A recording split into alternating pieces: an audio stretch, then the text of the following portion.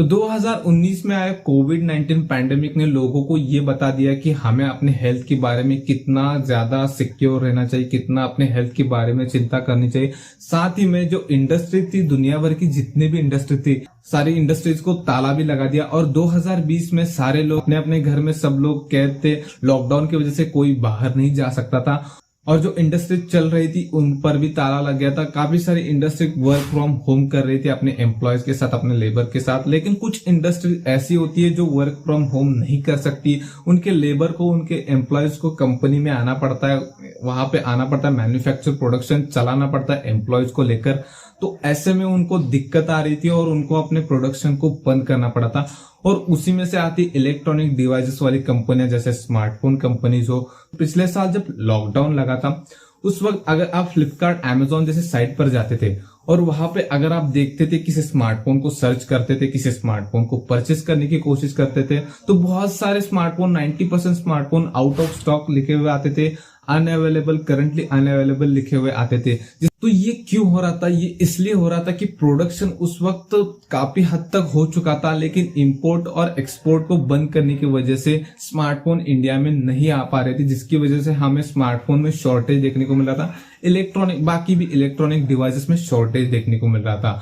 तो ऐसे में आने वाले कुछ दिनों में और भी दिक्कत इसको लेकर आ सकती है, क्योंकि पिछले कुछ दिनों में ये शॉर्टेज जो है वो थोड़ा बहुत मैनेज हो गया था, स्मार्टफोन आ रहे थे, इंपोर्ट एक्सपोर्ट को स्टार्ट कर दिया गया था।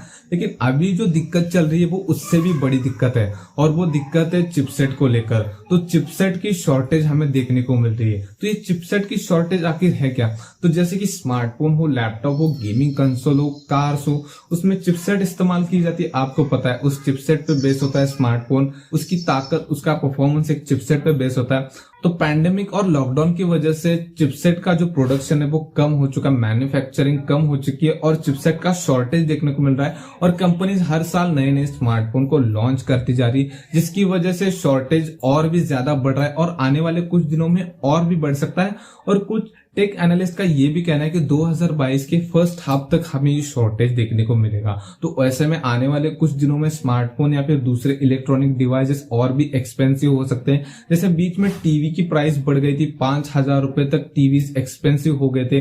तो स्मार्टफोन भी आने वाले कुछ दिनों में और भी एक्सपेंसिव हो सकते हैं। ऐसे में इंडिया में जीएसटी बढ़ाया गया था स्मार्टफोन के ऊपर, और जो छोटे छोटे कंपोनेंट्स है जैसे पीसीबी है, कैमरा मॉडल्स हो या फिर चार्जर के अडॉप्टर हो, इनके ऊपर भी हमें टैक्स बढ़ता हुआ दिखाई दिया था। जितने भी चिपसेट फिलहाल के लिए अवेलेबल है, उनके साथ जो स्मार्टफोन बनकर आएंगे वो और भी ज्यादा एक्सपेंसिव होंगे। आने वाले कुछ महीनों में आप कोई स्मार्टफोन परचेस करने के लिए जाते तो आपको वो डेफिनेटली महंगा पड़ेगा। और बहुत सारी कार कंपनियों ने अपने प्रोडक्शन को बंद कर दिया क्योंकि चिपसेट अवेलेबल नहीं है, जिसकी वजह से उन्होंने अपने प्रोडक्शन को बंद करके अपनी कंपनियों को कुछ दिन के लिए बंद कर दिया। तो स्मार्टफोन इंडस्ट्री में कुछ कंपनियों को आने वाले दिनों में ऐसा कदम उठाना पड़ सकता है चिपसेट की शॉर्टेज की वजह से।